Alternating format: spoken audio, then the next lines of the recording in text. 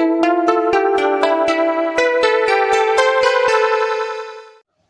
Friend, welcome back to our channel GK Prince Academy. तो इस channel पे हम यूपी टेट का प्रीवियस ईयर पेपर सॉल्व करना शुरू किए थे। उसी का ये नेक्स्ट पार्ट है, जिसमें मैंने 2017 और 2018 में जो प्रीवियस ईयर में क्वेश्चन आए उनको लिया है। तो आप लोग ये वीडियो देखिए, पूरा देखिए।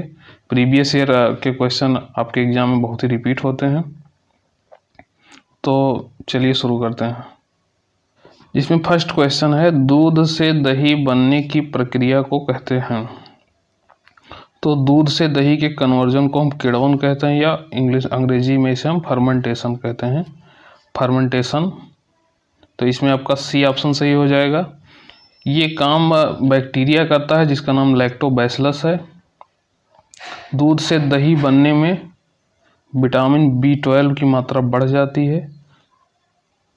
तो इसे आप लोग याद रखिए कि कौन सी विटामिन की मात्रा इसमें बढ़ जाती है। तो विटामिन B12 की मात्रा बढ़ जाती है। यहाँ बैक्टीरिया का नाम आप लोग याद रखिएगा कि लैक्टोबैसिलस ये काम करता है।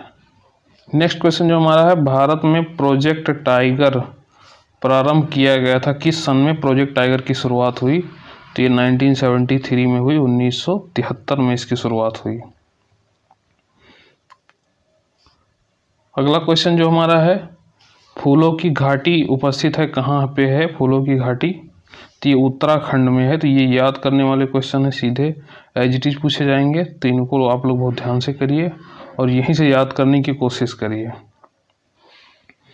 तो इसमें आपका डी ऑप्शन सही हो जाएगा, उत्तराखंड।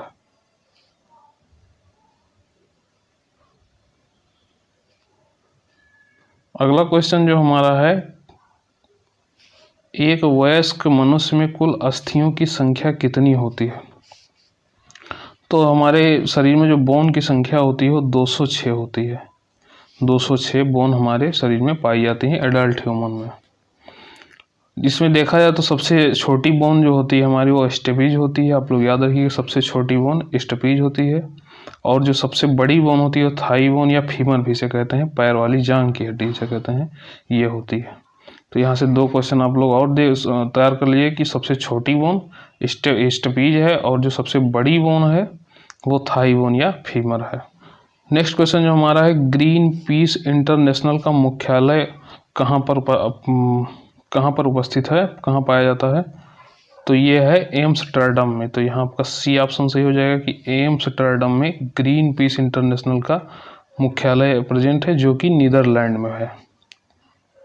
नीदरलैंड में प्रेजेंट है। तो यहाँ आपका सी ऑप्शन सही हो जाएगा। अगला क्वेश्चन जो हमारा है वो फोटोसिंथेसिस से रिलेटेड है, तो पढ़ते हैं इसको। प्रकाश संश्लेषण के प्रकाशीय चरण के दौरान किसका ऑक्सीकरण होता है और किसका अपचयन होता है? मतलब किसका ऑक्सीडेशन होता है और किसका रिडक्शन होता है? तो यहाँ वाटर का ऑक्सीडेशन होता है, H2O का ऑक्सीडेशन होता है, और NADP का अपचयन होता है। NADP का अपचयन होता है, मतलब रिडक्शन होता है। तो यहाँ पे आपका ये ऑप्शन सही हो जाएगा। अगला क्वेश्चन जो हमारा है, LPG के संदर्भ में क्या सत्य नहीं है, क्या ट्रू नहीं है? चलिए ऑप्शन देखते हैं। ये एक स्वच्छ ईंधन है, हाँ तो सही है, स्वच्छ ईंधन है, क्योंकि इसमें पोल्यूशन लगभग ना के बराबर ही होता है। यह उच्च ऊष्मीय मान का है, हाँ ये भी सही है। यह नीले ज्वाला से जलने वाला, हाँ ये भी सही है। यहाँ डी वाला आपका ऑप्शन जो है उसको देखते हैं, ये मीथेन उत्सर्जन करने वाला है। तो इसमें प्रोपेन और ब्यूटेन पाया जाता है। तो ये डी ऑप्शन आपका गलत हो जाएगा। चलिए हम आगे बढ़ते हैं। दी ओरिजिन ऑफ स्पीसीज, प्रजातियों की उत्पत्ति एक रचना है, मतलब ये किसकी बुक है? तो ये चार्ल्स डार्विन की बुक है। चार्ल्स डार्विन की ये बुक है। और साइंटिस्ट दिए गए उनके बारे में भी आप लोग जान लीजिए। रॉबर्ट हुक है, इन्होंने सेलवाल के सेल के बारे में बताया था। डी वाला ऑप्शन जो आपका है, रॉबर्ट हुक, इन्होंने सेल के बारे में हमको बताया था। ये ऑप्शन आपका जो है अरस्तु, जिन्हें फादर ऑफ बायोलॉजी कहा जाता है, इनको जीव विज्ञान का जनक कहा जाता है और फादर ऑफ जूलॉजी भी इन्हें कहा जाता है। सी ऑप्शन जो आपका यहाँ दिया गया है मेंडल, तो ये इनका योगदान इनहेरिटेंस में है, जेनेटिक्स में बहुत ही ज़्यादा इनका योगदान है मेंडल। तो यहाँ जो आपका ऑप्शन सही है वो बी सही है कि origin of species Charles Darwin की बुक है। चलिए आगे देखते हैं। नेक्स्ट क्वेश्चन जो हमारा है, मकर रेखा है तो ये 23.5 डिग्री साउथ में है, जो कि एक काल्पनिक रेखा है। इसमें अगर हम बी ऑप्शन देखें 23.5 डिग्री नॉर्थ, तो ये कर्क रेखा है, यहाँ पे कर्क रेखा। तो यहाँ जो आपका ऑप्शन सही हो सी वाला सही होगा।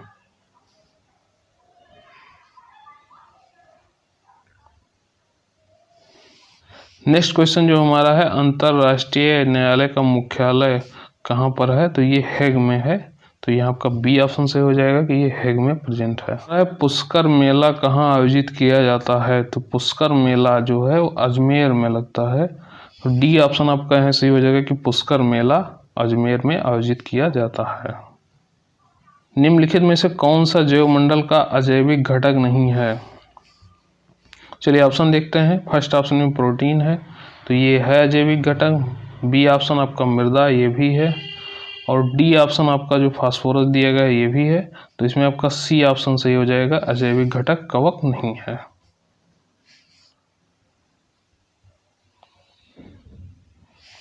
अगला क्वेश्चन जो हमारा है कि गिर शेर परियोजना कहाँ पर उपस्थित है, तो ये है गुजरात में। इसमें हम लायन को कंजर्व करते हैं, ये गुजरात में पाया जाता है। तो यहाँ आपका फर्स्ट ऑप्शन सही हो जाएगा कि गिर गुजरात में। याद करने का तरीका भी सही है, गिर और गुजरात लगभग मैच करते हैं, तो इसी तरीके से आप लोग याद कर लिए कि गिर गुजरात में है।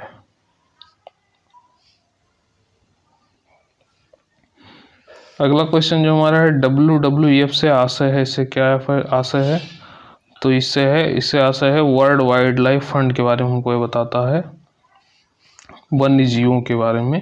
तो यहाँ आपका जो ऑप्शन सही होगा सी ऑप्शन सही हो जाएगा, वर्ल्ड वाइल्ड लाइफ फंड के बारे में बताता हमको। ग्रीन हाउस से रिलेटेड है, तो देखते हैं निम्नलिखित में से कौन सी ग्रीन हाउस गैस नहीं है। तो आप लोग देखिए कि पिछले साइड में भी ग्रीन हाउस का क्वेश्चन आ चुका है, तो आप लोग इस तरीके के क्वेश्चन बहुत ध्यान से देखिए, क्योंकि ग्रीन हाउस से रिलेटेड बहुत सारी चीज़ें पूछी जा रही हैं इस समय एग्जाम में। तो यहाँ जो चलिए ऑप्शन देखते हैं, तो कार्बन डाइऑक्साइड हाँ होती है, ग्रीन हाउस गैस है। नाइट्रस ऑक्साइड भी है। सी ऑप्शन यहाँ आपका सही हो जाएगा, हीलियम, ये ग्रीन हाउस गैस नहीं है। डी आपका दिया गया वो मेथेन है, ये भी ग्रीन हाउस गैस है। तो यहाँ आपका सी ऑप्शन सही हो जाएगा, हीलियम ग्रीन हाउस गैस नहीं है। इसमें भी अगर देखा जाए तो कार्बन डाइऑक्साइड का कंट्रीब्यूशन ग्रीन हाउस इफेक्ट में सबसे ज़्यादा होता है, उसके बाद होता है मीथेन का, उसके बाद क्लोरोफ्लोरोकार्बन और सबसे लास्ट में आता है नाइट्रस ऑक्साइड का। अगला क्वेश्चन जो हमारा है, ध्वनि प्रदूषण का मापन किस इकाई द्वारा किया जाता है, तो ये डेसिबल यूनिट में इसको नापा जाता है। तो यहाँ आपका बी ऑप्शन सही हो जाएगा कि ध्वनि प्रदूषण का मापन हम डेसिबल में करते हैं। नेक्स्ट क्वेश्चन जो हमारा है, मध्य प्रदेश में कौन सा शहर झीलों का शहर कहलाता है, तो ये भोपाल होता है, जो कि झीलों का शहर जिसे कहा जाता है। तो यहाँ का फर्स्ट ऑप्शन सही हो जाएगा। अगला क्वेश्चन जो हमारा है, किसी खाद्य श्रृंखला में शाकाहारी होते हैं, तो जो शाकाहारी होते हैं प्राथमिक उपभोक्ता होते हैं, क्योंकि ये जो फूड चेन मैंने बताई है पिछली वीडियो में, वहाँ जाके देख लीजिएगा आप लोग। लिंक में उस वीडियो को डाल दिएगा, नीचे डिस्क्रिप्शन बॉक्स में उसको डाल दिएगा, आप लोग जाके वहाँ से देख लीजिएगा पूरा। तो यहाँ बी ऑप्शन आपका सही हो जाएगा। निम्नलिखित ईंधनों में से कौन सा न्यूनतम पर्यावरण प्रदूषण उत्पन्न करता है, चलिए ऑप्शन देखते हैं। डीजल, इससे तो होता है प्रदूषण। बी ऑप्शन पेट्रोल दिया गया, इससे भी प्रदूषण होता है। सी ऑप्शन जो यहाँ दिया गया हाइड्रोजन, इससे न्यूनतम प्रदूषण होता है। तो इसलिए इस समय देखो न्यूक्लियर रिएक्टर में इसी का यूज किया जाता है ज़्यादातर। तो यहाँ आपका सी ऑप्शन सही हो जाएगा।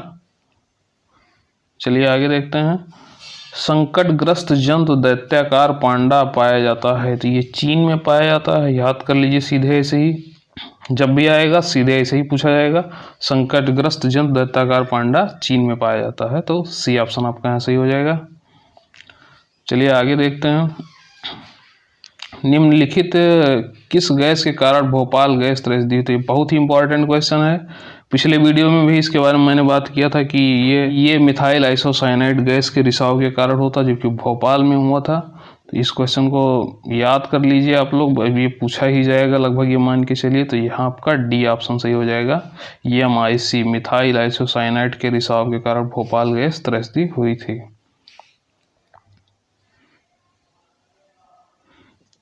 चलिए आगे देखते हैं, किस देश में क्रिसमस का त्यौहार गर्मियों में मनाया जाता है? तो ये ऑस्ट्रेलिया में गर्मियों में ये क्रिसमस का त्यौहार मनाया जाता है। इंडिया में 25 दिसंबर को मनाया था, जब उस टाइम यहाँ ठंडी होती है। नेक्स्ट क्वेश्चन जो हमारा है, गिर वन्य जीव अभ्यारण्य निम्न में से किस वन्य जीव का संरक्षण करता है? तो ये शेर का करता है। अभी हमने पिछले क्वेश्चन में ही देखा था कि गिर ये गुजरात में, ये पार्क गुजरात में है, जो कि शेर के संरक्षण के लिए है। चलिए अगला क्वेश्चन देखते हैं, जो कि पॉल्यूशन से रिलेटेड है। ग्रीन मफलर संबंधित है, तो ये ध्वनि प्रदूषण से संबंधित है। ग्रीन मफलर ध्वनि प्रदूषण से संबंधित है। तो इसे याद करने वाला क्वेश्चन है, स्ट्रेट फॉरवर्ड, सीधे ऐसा ही पूछा जाएगा। तो इसे आप लोग याद करिए, ग्रीन मफलर ध्वनि प्रदूषण से संबंधित है। सी ऑप्शन यहाँ आपका सही हो जाएगा। नेक्स्ट क्वेश्चन जो हमारा है, भू पारिस्थितिकीय तंत्र में ऊर्जा का महत्वपूर्ण स्रोत। तो ये सूर्य है महत्वपूर्ण स्रोत, जिसे अल्टीमेट सोर्स ऑफ एनर्जी भी कहा जाता है अर्थ का। तो ये सूर्य है जो कि ऊर्जा का महत्वपूर्ण स्रोत रहा है।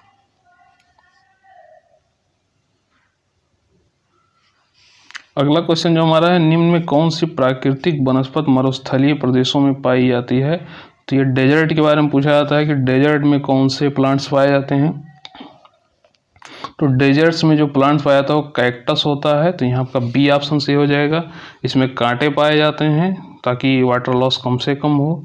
संकेन स्टोमेटा पाए जाते हैं। संकेन स्टोमेटा का मतलब है कि स्टोमेटा पत्तियों के अंदर बहुत डीप में पाए जाते हैं, ताकि वाटर लॉस कम से कम हो, क्योंकि डेजर्ट में पानी की कमी होती है, इसलिए ये एडाप्टेशन प्लांट्स करते हैं वहाँ के। नेक्स्ट क्वेश्चन देखते हैं, निम्नलिखित में कौन सी बायोडीजल की फसल है? तो ये क्वेश्चन हमने पिछले वीडियो में भी किया था, आप लोग देख लीजिए कि इस साइड में भी मिला है। तो ये जेड्रोफा प्लांट होता है जिससे हम बायोडीजल प्राप्त करते हैं, जो कि यूफोरबेसी फैमिली का मेंबर है। तो पिछले वीडियो में जब हमने क्वेश्चन किया तो उसमें फैमिली भी बताई गई थी, तो वहाँ से याद कर लीजिएगा कि यूफोरबेसी फैमिली का यह प्लांट है जेड्रोफा, जिससे हमें बायोडीजल प्राप्त होता है। नेक्स्ट क्वेश्चन जो हमारा है, पर्यावरण संरक्षण अधिनियम किस वर्ष पारित किया गया?